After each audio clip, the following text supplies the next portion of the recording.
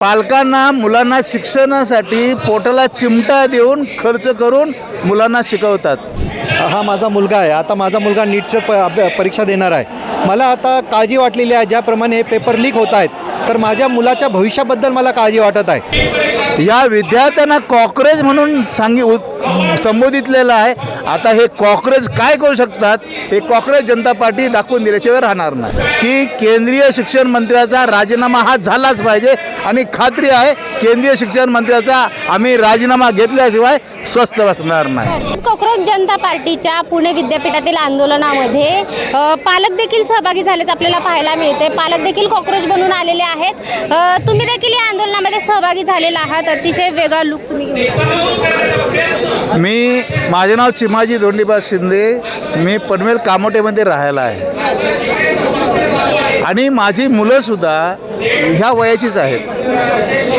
पालकांना मुलांना शिक्षणासाठी पोटाला चिमटा देऊन खर्च करून मुलांना शिकवतात आणि ते मुलंसुद्धा इंटरेस्ट घेऊन जो अभ्यास करतात, रात्रंदिवस अभ्यास करतात, स्वतःला घरात कोंडून घेतात आणि अभ्यास करतात आणि अभ्यास केल्यानंतर परीक्षेच्या वेळेला पेपर फुटी, मग त्या मुलांना किती त्रास होतो।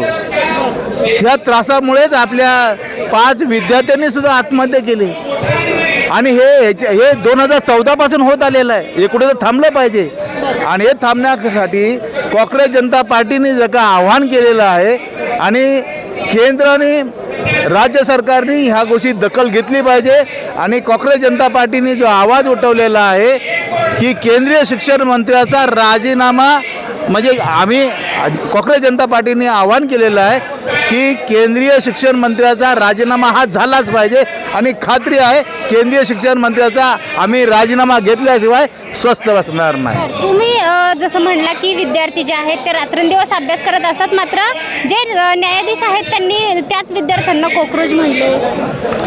खरं म्हणजे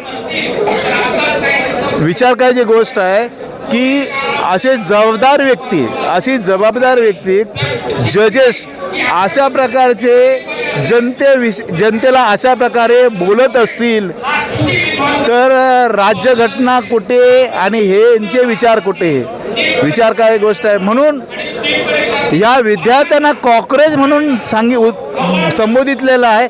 आता हे कॉकरेज काय करू शकतात हे कॉकरेज जनता पार्टी दाखवून दिल्याशिवाय राहणार नाही। ही वेळ का आली असं का वाटते विद्यार्थ्यांवरती? ही वेळ काय येते? खरं तर आता भाजपचं सरकार आहे, विरोधक देखील आहेत अनेक, मात्र या पक्षाची स्थापना करण्याची वेळ का आली? ज्या वेळेला सत्ताधारी चुकीचं काम करते त्यावेळेला विरोधकाचं काम आहे हे चूक त्यांच्या निदर्शनास आणून देणं आणि हे विरोधी पार्टी काय करते हे तुम्हालाही माहीत आहे। ह्याच्याविषयी मी काय सांगण्याची गरज नाही, सर्व जनतेला माहीत आहे। म्हणून ज्याला ते अपयशी ठरतात मग हा कॉकरेज जनता पार्टी उदयाला आली। म्हणून ह्यांनी जो आवाज उठवलेला आहे हा रास्त स्वरूपाचा उठवला आहे। आता तरी जे केंद्र सरकारने आणि राज्य सरकारने आता तरी विचार करून जनहित कार्य कसं मध्ये आहे ते करायला सुरुवात करावी आणि विरोधी पक्षांना सुद्धा आमचं विनंती आहे की विरोधी पक्ष नुसता विरोधी पक्ष नव्हे, विरोधी करायचा म्हणून करायचा असंही नको।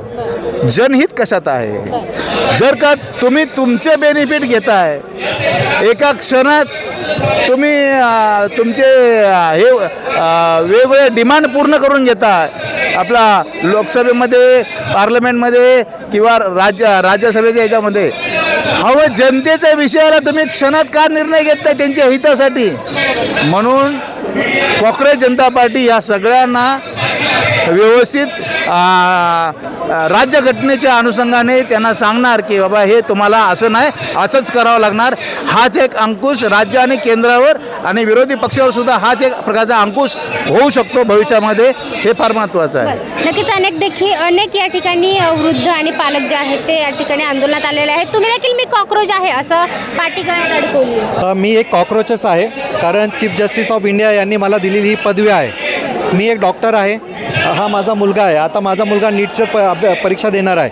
मला आता काळजी वाटलेली आहे, ज्याप्रमाणे पेपर लीक होत आहेत तर माझ्या मुलाच्या भविष्याबद्दल मला काळजी वाटत आहे। कारण आता ज्या प्रकारे हे नीटचं जे प्रकरण सुरू आहे आणि जे धर्मेंद्र प्रधान आहे त्यांनी हे जबाबदारी घेत नाही आहे त्यांनी खरं म्हणजे या गोष्टी जबाबदारी घेऊन राजीनामा ही माझी मागणी आहे. मी खरोच एक कॉक्रोच आहे. हे बघा, मी एक ॲक्टिव्हिस्ट आहे. मी जेव्हा आम्ही नगरपालिकेमध्ये काम करतो तर अशा प्रकारे आम्हाला नोटीस पाठवले जातात, कारण आम्ही नगरपालिकेमध्ये जाऊन व्हिडिओ काढतो, आम्ही तिथे प्रश्न विचारतो, तर आम्हाला लीगल नोटीस पाठवले जातात का तुम्ही आमच्या कार्यालयात येऊन व्हिडिओ का काढता, आम्हाला प्रश्न का विचारतात. तर अशा लीगल नोटीस आम्हाला येतात. खोपोली नगरपालिकेमधून मला ही नोटीस आलेली आहे. हां, तर म्हणून आम्हाला चीफ जस्टिस ऑफ इंडियाने ही दिलेली पदवी आहे कॉक्रोचची, म्हणून ते आज आम्ही घालून आलो. मी हेच सांगेल बाबा की आज जे सिस्टम, जे करप्ट सिस्टम झालेलं आहे त्या करप्टला कुठेतरी अंकुश लागावं आणि आज जे आहे युवा पिढींचा जो करिअर आहे तो चांगल्या प्रकारे घडावा आणि चांगल्या सिस्टीममुळे तो वळावा. आज एवढ्या मोठ्या पदावरती बसलेले जे आज न्यायाधीशसारखे जर व्यक्ती